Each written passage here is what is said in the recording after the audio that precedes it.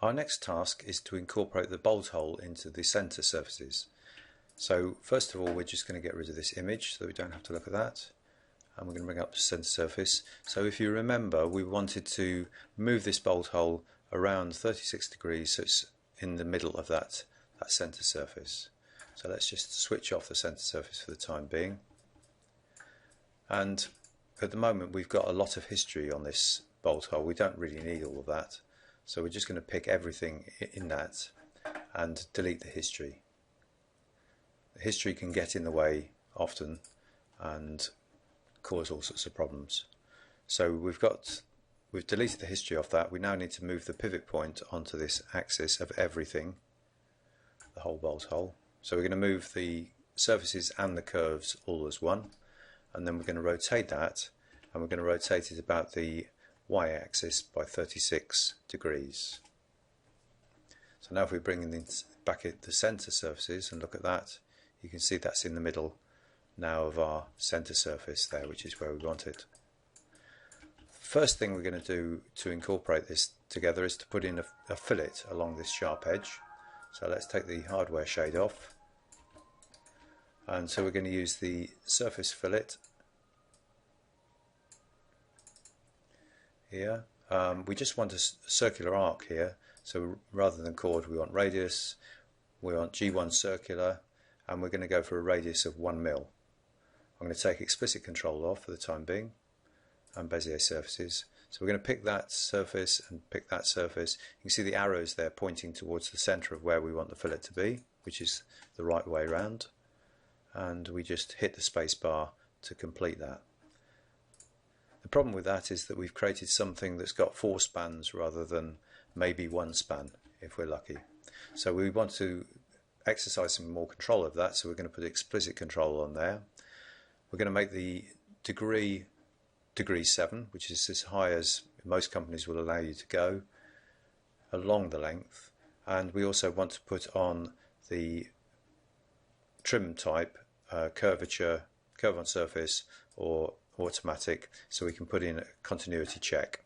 And you can see with degree 7 and 1 span it's not matching. We're not going to get curvature matching because of course we've asked for G1, but we do expect tangency matching on both sides.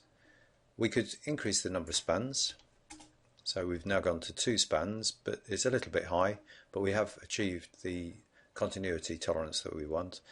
But let's try something else. So if we drop that down to 1 span, and because we're only interested in 1 span, we can try putting Bezier on instead.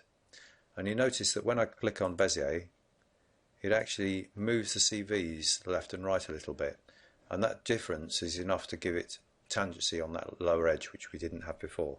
So that's a great result. We've got degree 7 along it and 1 span.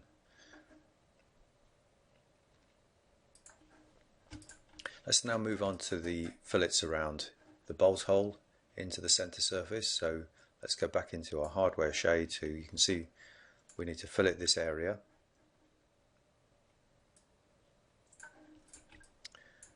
What we're going to do is just take away everything that we don't need again. Now that fillet there belongs to the center surface, so we just assign that, so we get that out of the way, and we'll take off these curves as well. So we're just left with the bolt hole. We actually need the front surface of the center, so we'll just bring that back here. And what I'm going to do is create a temporary whip layer, which I'm going to call whip 1. And I'm just going to put the essential surfaces on it. So it's just these ones and that one. Those are the only ones we need. And then if we take bolt hole away and center away, we've got exactly what we need, just those intersecting surfaces. So again, we're going to use the surface fillet, but this time, because this is more aesthetic, we're going to make a slightly larger fillet here. So we're going to go for a G2 continuous fillet. We're going to control the caudal distance of the fillet, the distance between the edges of the fillet, rather than the radius. We're going to make the radius, the caudal length, 3 mil as a starting point, see what that looks like. We'll take off explicit control like we did before, and then we're going to pick all of those surfaces and this one here, And our arrows, we need to check that they're going in the right direction because it's ambiguous now. We've got an intersection condition here. Those arrows could actually go either way, but as luck would have it, they are going the way that we want them to go. So if I press the space bar now, we should get a fillet. So there's our fillet with its CVs. It's looking not too bad. It's a bit complicated. It's got too many spans around it really. We'd expect that to be in 4 spans or 4 Bezier surfaces. So take Bezier off and see what that gives us. So we've now got multiple spans here. So we've got 3 spans there where you'd really only want 1 span. So what we'll do is, again, we'll use explicit control. We're going to go for degree 7 around each one, and we're going to go for 1 span. And you can see that it's failing position match in a number of places.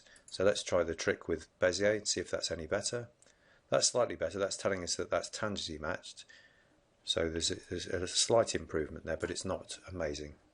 So what we're now going to do is we're going to take, instead of trimming everything back, we're going to take all the trimming off, but we're still going to maintain our fillet, and we'll take the history off as well, so we won't have the history on.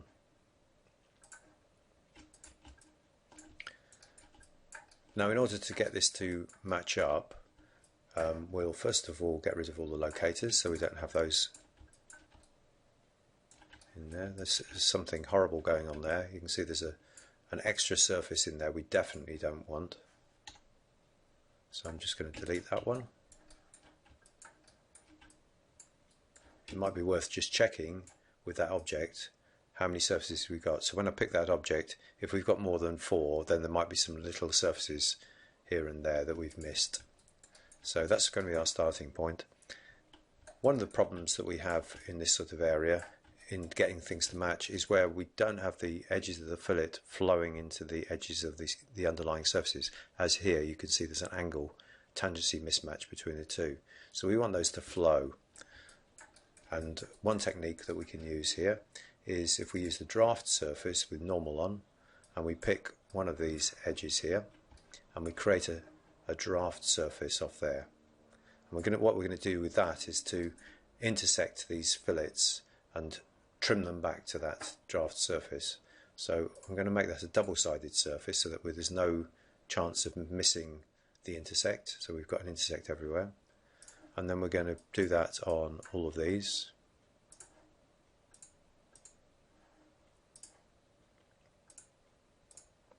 Now what we need to do, so these, at the moment these don't intersect, what we've got to do is extend these fillets through that surface there. So if we go and do an extend on that one, and extend on that one, and we do that on each of these,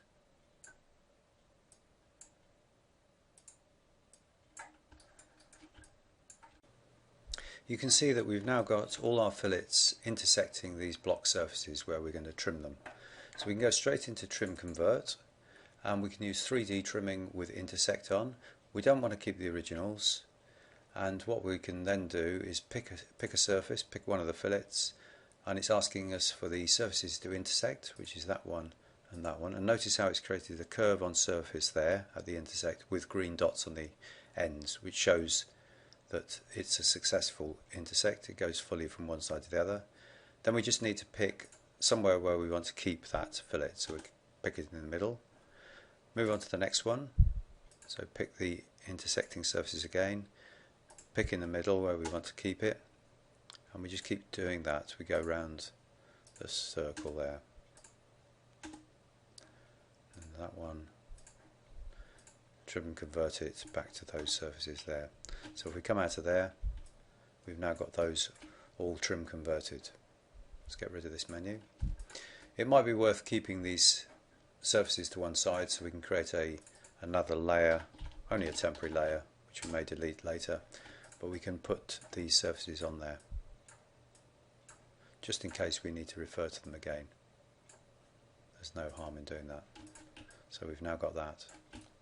Now the other problem is, so that solved one problem in that these lines now will flow into these lines of the surface here. The other problem that we've got is matching into this direction.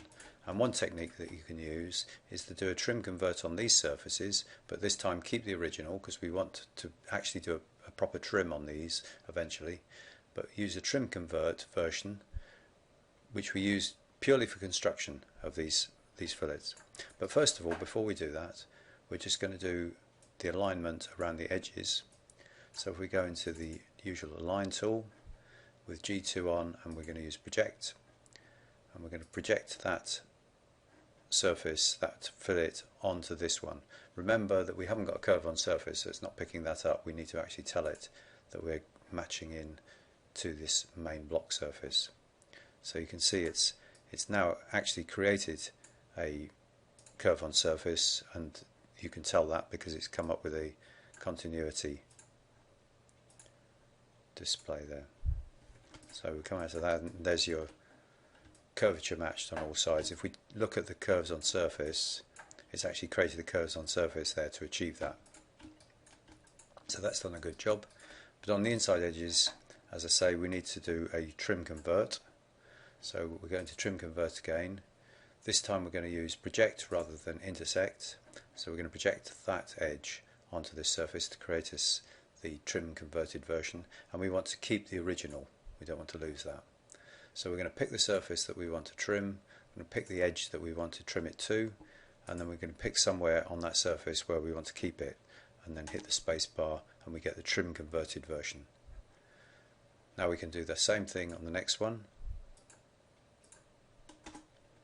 So we pick the surface, make sure we pick the edge correctly, and then the bit that we want to keep, and then this one, the edge that we want to trim to, and then the bit that we want to keep. So we've now got trim converted versions of those surfaces. What we're going to do, because this will confuse us otherwise, is let's just hide those original surfaces away by using object display invisible, and we'll go into the align function. But this time, rather than using the new align function, we're going to use the old align function, because it actually gives us a better result. If we go into, in this instance at least, if we look into these surfaces here, you can see the CVs on the edges don't line up.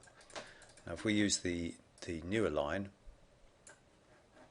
and we try and match those in,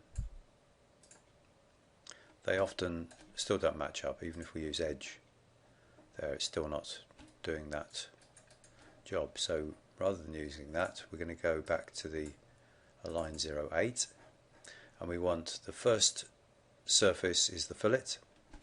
So we're going to pick the fillet first.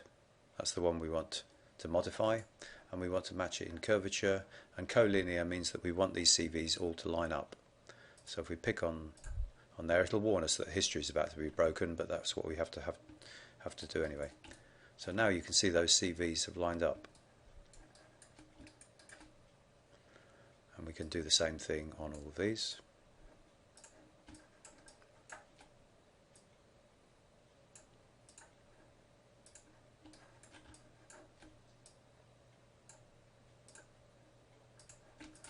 So we've now got curvature matching, but remember this is curvature matching into the trim convert version, not the original version. So now if we go and bring back the original versions, so we'll go and make those visible using object display visible, and with this time we're going to hide these ones away, but we're going to do that by, so just make sure I pick the trim convert versions by picking on the holes, and I'm going to put those in my construction layer out of the way. We now need to compare these fillets with the actual trimmed surfaces rather than the trim converted surfaces. So we're going to trim these using 3D trimming, project, pick that surface, pick the edge, and then pick the bit that we want to keep, which is down there, and we do that around all of these sides.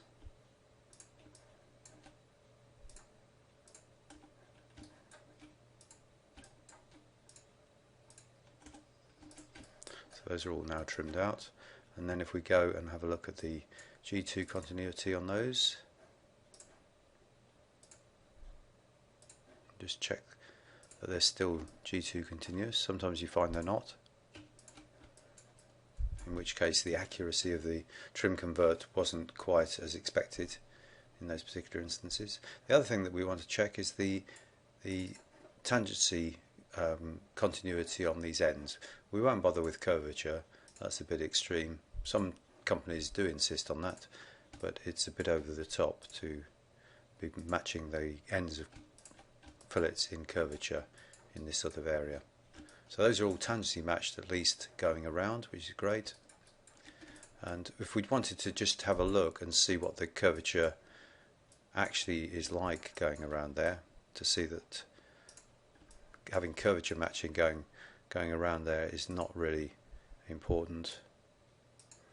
Let's take the min-max off, we don't need that, and bump up the scale. So those are curvature maps going around the outside there. So where we've got just tangency, if we zoom in and zoom in, we might be able to see a small error in terms of curvature.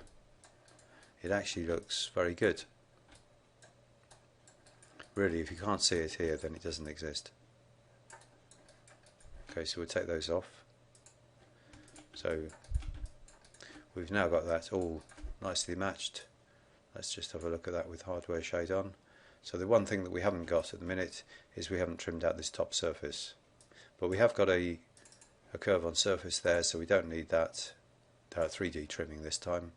We can just go and pick that surface and trim it back, and there we have our final result. Obviously we need to then put those on the correct layer. In this case I would put that all onto the center, so we'll just do that now. Assign that to the center. We bring back the center surfaces, and that's what we have along with our fillet. So the fillet here, this looks like we need to trim this back as well, so we're going to trim it back to that edge there. So we use trim with project because we haven't got a curve on surface there, and we want to trim, I want to pick that edge and then that part of the surface to keep, and we've trimmed that back now.